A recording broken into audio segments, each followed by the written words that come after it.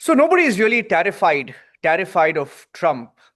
In fact, you look at the way the markets have responded, and you get a sense of how Indians think slash feel about this personality called Donald Trump.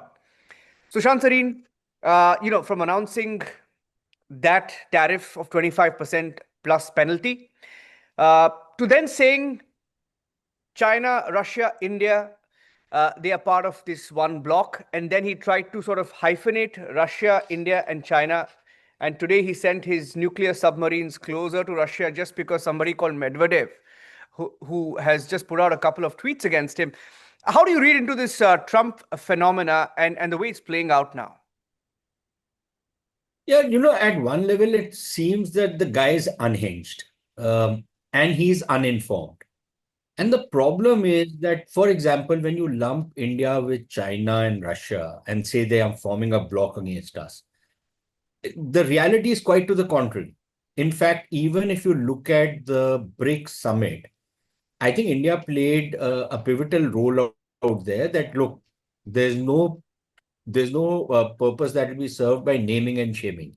So yes, we spoke about Gaza and stuff like that, but uh, there was and about the war in Iran, but there was no reference to either what Israel had done or what the United States. The countries were not named. Yeah. And this is how you do diplomatic tightrope walking, but you ensure that you protect your own interests and you protect the interests of your friends or supposedly friends, as Mm-hmm. it turns out.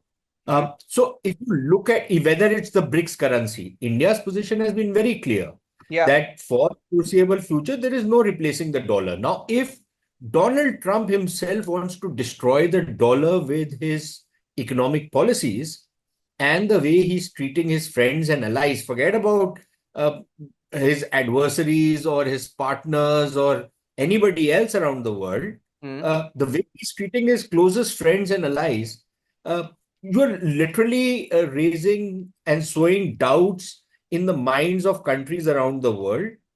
And you are breaking down that entire structure that was created post Second World War, which gave America the position as the foremost power in the world.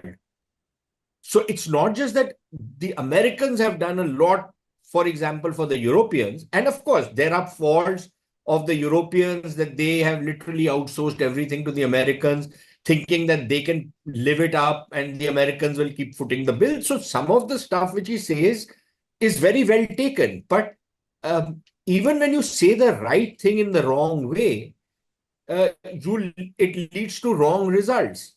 So one is his a bull in a china shop approach, which is actually turning off a lot of people, and people because uh, they are still finding their feet right now in the current situation. They still haven't developed the kind of alternatives, so they are giving in to Trump's tantrums. But again, the deals which he has signed with other countries, they are bizarre. They make no sense. There's no clarity on what those deals are. And as people are putting it, those are headline numbers. Nobody is going into how exactly that stuff will work out on the ground. How exactly with the Japanese invest somewhat $700 billion in the United States? How will the Europeans invest that kind of money? How will that entire thing play out? Nobody really knows. So, uh, and then finally, there is this whole issue of, uh, you know, Trump betraying a basic lack of understanding of how an international economic system works, what globalization is all about. He seems to think that the kind of decline in American industry is because America had low tariffs and other countries had high tariffs and walls around them. So they were all cheating America. Now, cheating could be something which happens in his trade as a ठेकेदार. But cheating is not something which you talk about in the context of a globalized economy. Now, of course, there will be certain, carve-outs that countries seek for themselves, either because they are not competitive or because they want to protect a particular interest group, like it will happen in India, like it happens in Japan, it happens in the United States, it happens in other countries, that you look for certain carve-outs, which is Fair enough. There was a rules-based order under the WTO under which trade was being governed.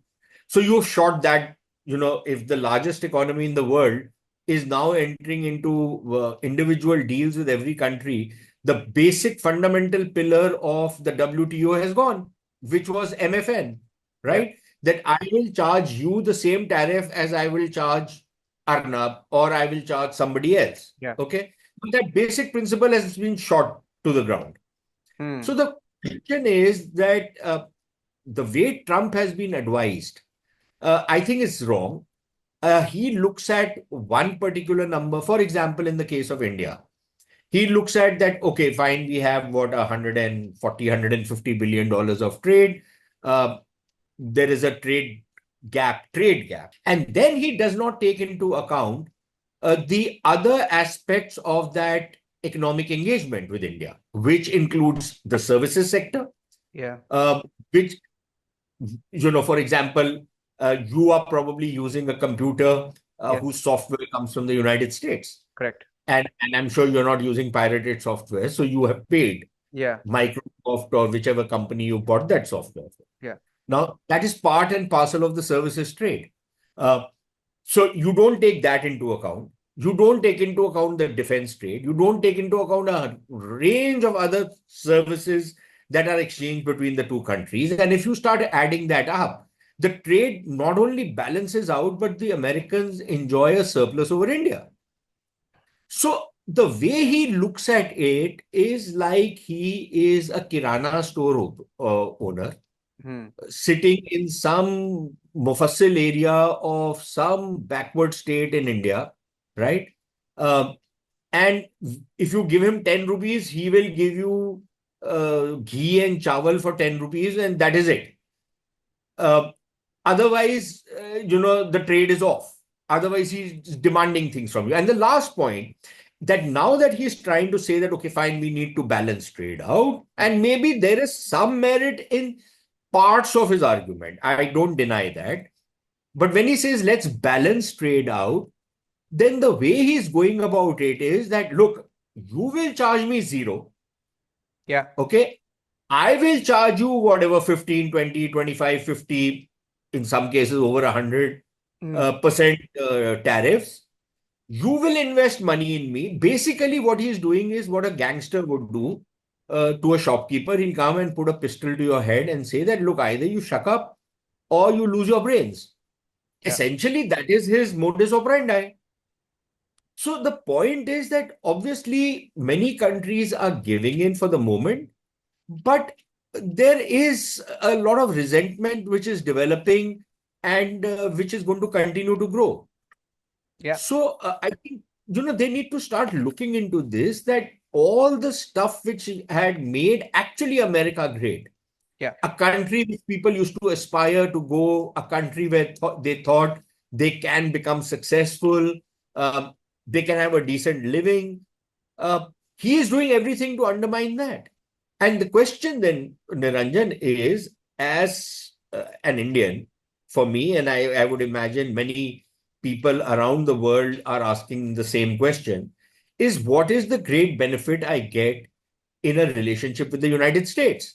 Yeah. Because the only reason to have a relationship between two countries is, one, you have a beneficial trade relationship. And a beneficial relationship does not necessarily mean that I enjoy a trade surplus. Yeah. A beneficial relationship is that it's mutually beneficial, that if I don't make something efficiently, I don't make MacBooks well, then I can import them from America, or I can get the technology from America, make them out here much more efficiently and cost effectively, and sell them to America. So it's a beneficial relationship. Now, one is an economically beneficial relationship, which could include some elements of the Americans giving aid, giving other, Yeah. assistance to countries which are less developed. That is one. And the second is a political, diplomatic, strategic aspect of a relationship, Yeah. where the Americans are there on your back. They are your partners, they are your allies, and they will ensure that your security interests are taken care of, even if that means that you have to buy American equipment. They will, give you information. They will assist you in a number of ways. Yeah. Now with Trump, I am not sure of either of the two. Hmm. So what is the big, USP of having a relationship with the Americans if I feel that this guy is going to shaft me at every step of the way? And even if I get into a deal with him, tomorrow he gets up from the wrong side of the bed, or somebody whispers something in his ear, and he will change the goalposts. So I'm constantly, wondering what the hell am I supposed to do with this guy? And I think that's where he's led America to. Yeah. You know, 2 points. One, you spoke about American equipment. I mean, I'm speaking to you on a MacBook. Okay. I'm speaking to you on a MacBook, and all of our softwares are either Adobe, and we use Windows. So Microsoft, Adobe, Apple. And I just read a headline before coming into this interview that Apple had hit their largest sales in India in the last few months. So that's a record sales that they have done. And of course, a large chunk of that money is going back to America. Now, coming to how India is responding to this. Now, there were reports that some Indian um, oil companies had stopped doing business with Russia in the last few days/weeks. Now, I don't know how much of that is true, but Trump seemed to believe that because he said something, Indians are already acting. He seems to be under this impression that we are already moving towards keeping them happy, which may not be the case, right? How do you see India respond to a situation like this, Sushant? So, Niranjan, it's a bit of a tough call. Okay, let's face it. If you're doing about $150 billion of trade with the Americans, um, there are a lot of gains for us, not just in the numbers, the trade numbers, but in terms of the educational services that Indians are enjoying. And because thankfully there are not enough jobs in America, and Trump is sending back all the people, we can see it as individuals having invested money in their children's education, and children educated in engineering and various other fields. Because they don't have a place in America, they'll come back to India. And hopefully, we'll see something beneficial come out of it. So I would encourage Americans to send back all Indians who have gone out there to study. But aside of that, what becomes tough for us is that uh, we had started developing a very close relationship with the United States. Yes. And we saw some merit in partnering with the United States at a strategic level as well. Now, I'm not saying all the stuff that we have done in the past is the right thing. And I would imagine that there is a case to be made that, look, we have also mollycoddled many of the economic sectors in India, which we need to start opening up. We need to start encouraging greater competition within India. We need to make our industry far more competitive. But that's the easier part.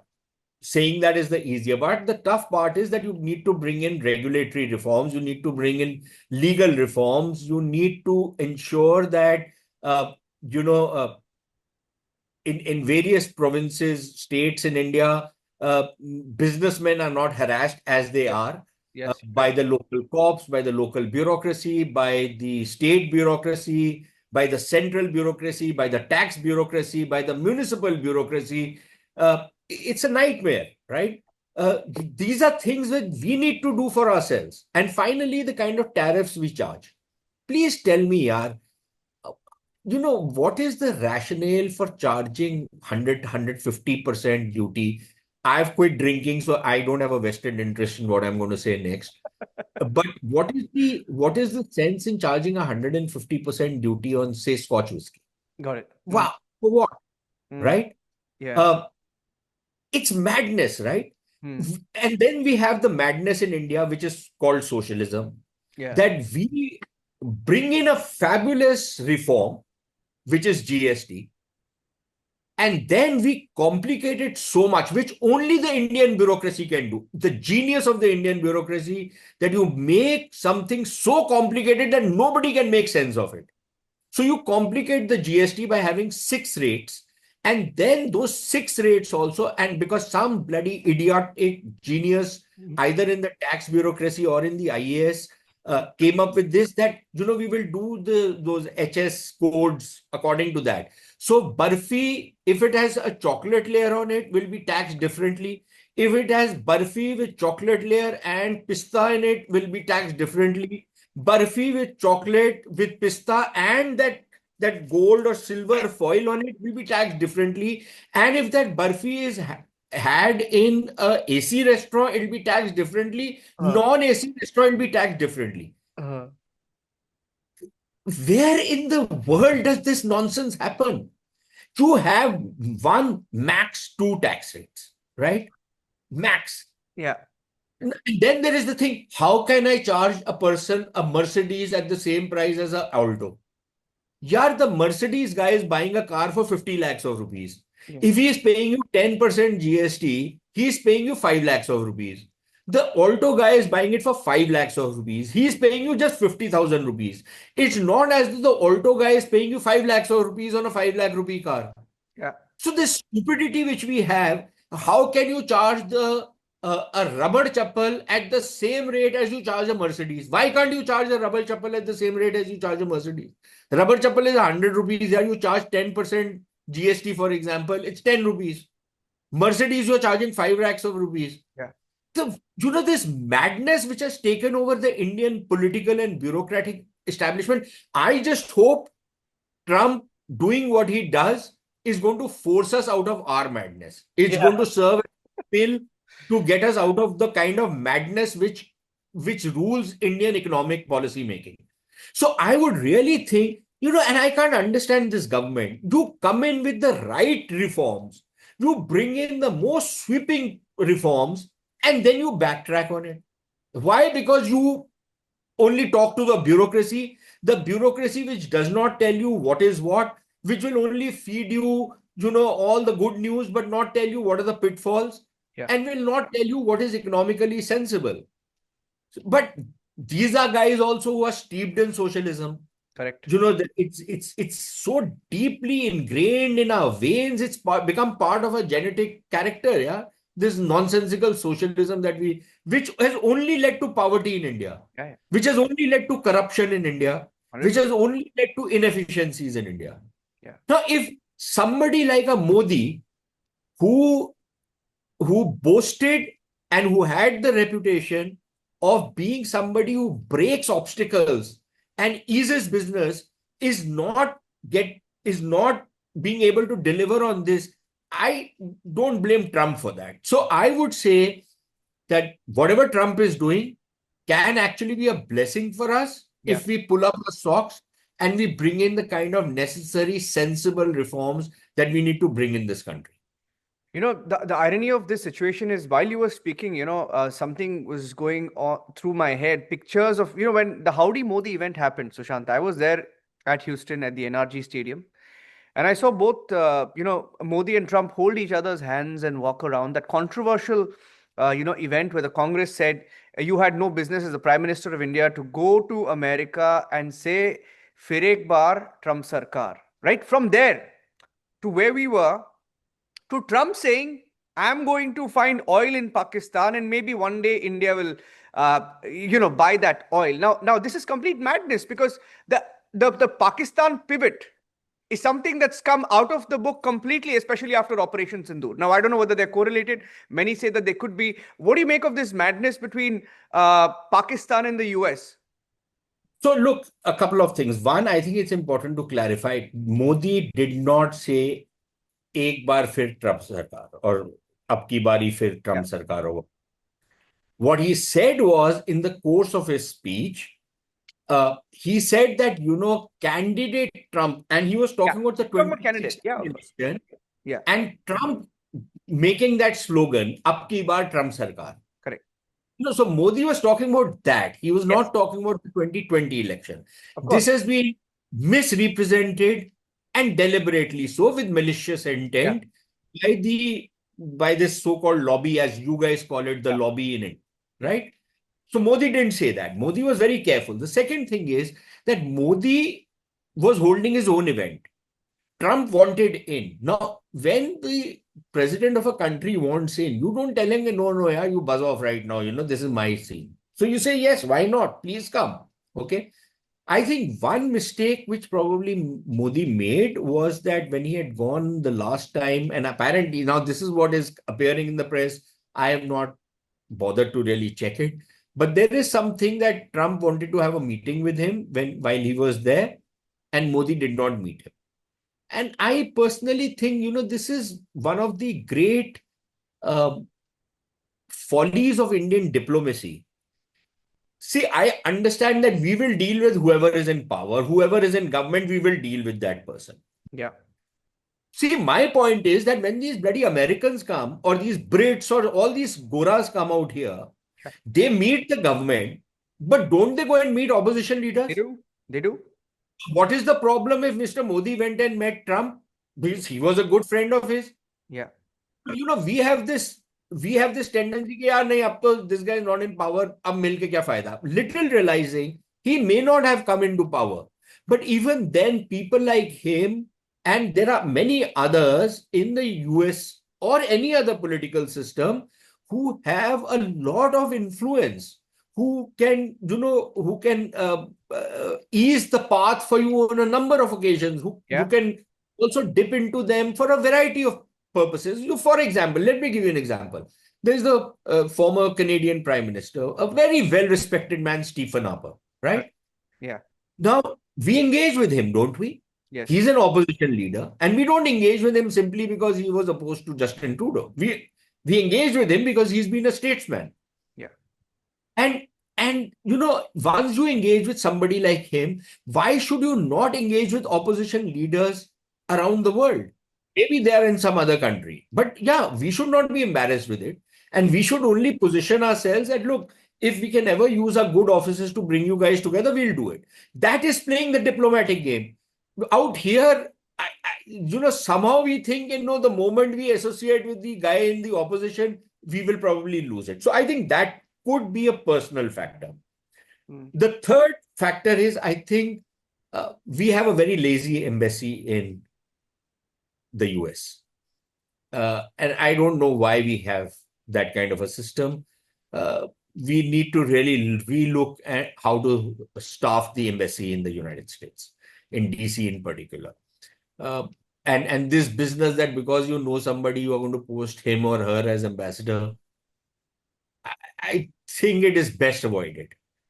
There are very good professionals in the External Affairs Ministry, people who know how to work the system, people who are very well clued in. But if appointments are going to be made on the basis of your favorites, I think you botch it up. Fourth, I think this whole diaspora thing, we put too much in store of the diaspora. Yeah. It really doesn't stand up when push comes to shove. Correct. And I think we really need to start rethinking this. And we have given them an oversized voice in how we run our own country. I don't care for that. If they are so committed to India, let them come and work out here. Why should I bother about them otherwise? Yeah. They've already voted with their feet. Why should I care? Unless they are doing something for me, for my country, I don't want their pontification. I don't want their, this sanctimonious nonsense which comes from these characters. Yeah. But if they can do something for me, then they should come up and do it. Otherwise, shut them. Understood. Okay. Up. Right. So that is another factor. Who will get you the heir of the president? And that's not just about the lobbyists whom you employ, but it's also about other people in the system who are there. And the Pakis have done it really well. What are the points on which they can get Trump's ear? Or who are the people who they can get to put something in Trump's ear? So clearly something to that effect has happened. And finally, when we are negotiating with the Americans, I think maybe there is a case for being able to negotiate much better. Although personally, I think the Americans have also been quite unreasonable. In fact, from what I am hearing, the trade negotiating team, which was negotiating with the Indian side, were actually surprised at how flexible and how open the Indian negotiators were. In this particular negotiation, we were willing to go a whole distance, a lot more than what we had ever decided to do in the past. But there were a few areas in which we did not want to touch because that was a political bomb, right? And nobody wants to walk into a political minefield. Trump doesn't want to do it. Why would he expect that Modi would want to do it? Yeah. Modi is not an Asim Munir who's unelected, on the basis of coming on a barrel of a gun, taken power, or a chaprasi like Shahbaz Sharif who lost an election and was made prime minister. Modi is not that, right? Yeah. Modi has a constituency. He has, he has to make sure that people are taken care of, and there will be certain areas which are no-go areas. And despite that, I think we went the distance. Yeah. And yet something happened at the last minute, because from what I've heard, there was the done deal which was put before him. And then he wanted more, which is why I say he keeps changing the goalposts. I think what was negotiated was a pretty good deal, right? Okay. So he's changed that. And then there is this whole Russia question, which is again silly because the Americans buy a lot of oil that is processed in India. The Europeans buy it. Yeah. And if the Russian oil, 9-10 million barrels, is taken out from the market, nobody can buy it anymore. Yeah. It creates shortages and it creates a price spike. Nobody wants that. It creates an oil shock. Nobody wants that. So why are you being bloody minded about this whole Russian oil thing? Just because this character called Lindsey Graham has said that we need to do something like this, and a few other, American congressmen have got Trump's ear. Doesn't he use his own brains and realize that this isn't exactly something that they need to make, a big deal of, simply because it calms the oil markets down. Now, you look at the Indian policy, we have been opening out to the Americans like very few countries have, steadily. But look, we have our own agency. We have our own independence. We have our own set of circumstances. And if you are not going to be sensitive to my serious concerns, then how do you expect me to kowtow to you on everything? Yeah. And I'm not a concubine state like the Pakistanis who will go and, you throw a few dollars here, a few dollars there, they'll go and sleep with anybody. I'm not that. I'm not what an American, attorney general or somebody had said many, many years ago about Pakistanis. If I say it, then, it create an unnecessary controversy. But who they are willing to sell for a few dollars. Yeah. I'm not that. I value my freedom. I did not get my freedom because the British conspired to create a separate country. Yeah. And they used this third-rate lawyer called Jinnah to form that country, right? I'm not that. I'm a different country. I'm not confused about my civilizational heritage. Unlike, people on our western borders who don't know whether they're Arab, Central Asian, Turks, Afghans, or what. Yeah. Most of them are Hindu converts, but even then. Yeah. So don't treat me like other characters. I'm a proud country. I value my independence. I value my autonomy. Don't treat me like others. Yeah. But how do you explain that to a ठेकेदार? Absolutely. That becomes a problem. Point taken. Now, you said a couple of things. I mean, you mentioned And many things which are going to probably affect me very badly. No. I'll tell you. I mean, I don't think a lot of people will be happy hearing what you've said, but I think someone has to say it, right? So it's your view, and you feel, and you're someone who's My neck on the block, so No. I mean, see, Sushant, whatever you say becomes controversial. People don't like it, but that's okay, because sometimes when you show the mirror, people don't like it. And what you said about diplomacy, bureaucracy, I mean, there is truth to it, right? Obviously. Now, I'm coming to the question of, I mean, and secondly, what you said about Europeans and them buying Russian oil. It's such a hypocrisy that they've given. I mean, the tariffs for the European Union is announced, but you see, they are one of the largest consumers of Russian oil, right? So that's the hypocrisy. Now, finally, coming to this crazy move of stationing two nuclear submarines just because somebody tweeted something, right? How do you see the situation escalate? Do you see it? I mean, do you think it's just posturing, or do you see it sort of escalating from here? I think it's just most of it is posturing. But look, the problem with posturing is it can also go out of control.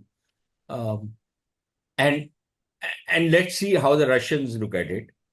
The problem with Trump is, you remember in his first term how he was talking about the North Korean leader. He was. Uh, he was using all kind of expletives about him, and then saying, "You don't know, I'll nuke you." That guy would, that's the kind of stuff we used to do in school and college, yeah. That you don't know what I can do, what I have on my back. Bloody puerile, man. But he This went, is, eventually he went to his doorstep. yeah, and eventually went and had a great thing with him. And the other thing about Trump is he only uses superlatives, Huh. right? Every bill is a big, beautiful bill. Everything is massive reserves, enormous something. So only superlatives come out of his mouth. But the point is that, look, yeah, you are the president of the United States. There is a certain gravitas to that position. There is a certain respect attached to that position. Uh, a lot of us, I'm not saying that America is the ideal country in the world, far from it, but I think there are things about the American system, or at least what they aspire for, what they espouse. Those are things which, you and I probably, a whole lot of people identify with it. Yeah. We look at the Americans, and there was, at least not anymore. I don't think so, because we are seeing standards deteriorate out there. Right. But quality was defined by Americans. Yeah. Norms were decided by the Americans. How things are going to work, how airlines will fly, or what are the kind of protocols that are going to be used. They had that intellectual heft where they would decide how things would work. And everybody looked up to it, that, look, these are the guys, these are the people to emulate. For me, what is my ambition as an Indian? Yeah? My ambition is that my country maybe not become America, but, we get a kind of a situation where, we become something that people take with seriousness. Yeah. We contribute to the world. We set standards for the world. People look up to us on, our accomplishments, which is what we would do with the Americans. Yeah. What are the Americans giving us now? Either you have these redneck crazies, or you have those woke crazies. Sensible America seems to have disappeared. America was all about these characters being on the fringe, Yeah. and the vast middle was the sensible America. People you could do business with, you could talk to. I can tell you, Niranjan, when American scholars and others come and you have discussions with them, those Yeah. are some of the most rewarding discussions. The reason being that you can be very candid with them, you can be free, frank, you can disagree with them, and it is all done in the right spirit. You don't have to conform with them. With the Chinese, all you get is, just blank faces Yeah. and written scripts. Yeah. You don't get a decent interaction where you can reach to some conclusion. Yeah. The Americans, you could. I'm not sure anymore. Yeah. I'll just end by saying this. Over the weekend, I happened to speak to a few relatives of mine who had traveled from New York, and they said something. They just didn't want the next generation to even think of leaving India either for studying or to just settle there, because they said, you go to it's not the same. You go to a supermarket, uh, either stuff is not there, just not there, stocks are not there, or the prices are 3x of what they used to be a few years back, right? And they say the situation is pathetic, like in most of American cities, and it's already showing. The number of Indian students traveling abroad is down, by a large percentage. I don't know the exact number, but I was looking at some number showing that at least a 70% drop in some universities, right? So this is a huge change. I don't know, Sushant, in my conversations in the last few weeks post Operation Sindoor, one of my biggest takeaways when I speak to people like you, experts in their field, especially in defense, in strategic affairs, diplomacy, they tell me one thing. They say we have become our strongest and developed as a country when we have been posed with, uh, a challenge. And that challenge could have been a sanction sometime when we developed, when we became Atmanirbhar, so to say, or we developed capabilities within. So that's my takeaway from my conversation with you. I hope this situation helps us become a stronger country, change ourselves from within, so we grow as a country and allow Indian companies, Indian businesses to grow. But I must say one thing.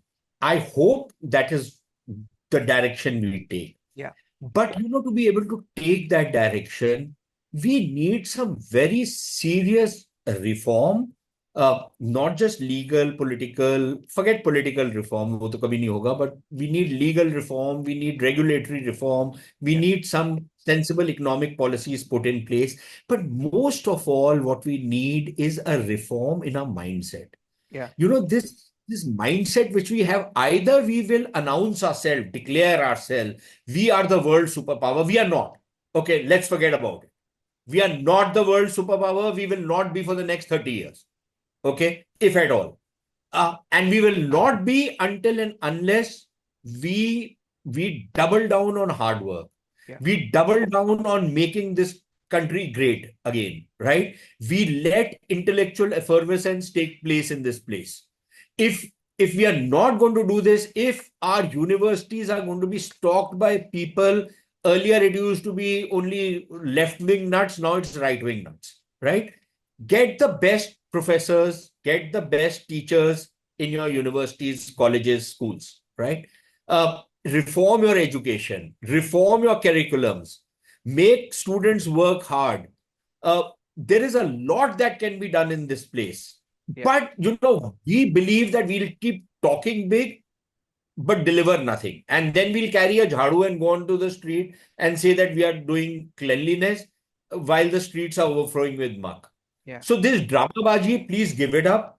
Do the things which need to be done. And there is nothing that will hold us back.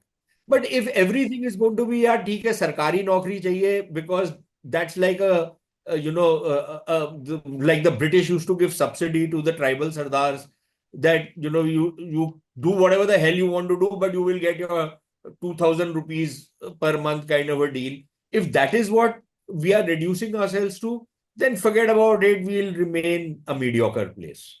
Yeah. Sushant Sareen, always the balanced view. Thank you for speaking to us. Senior Fellow, Observer Research Foundation, ORF. Thank you, Sushant, for talking to us today on republicworld.com. Lovely talking to you. Thanks. Thanks, Sushant. Thank you.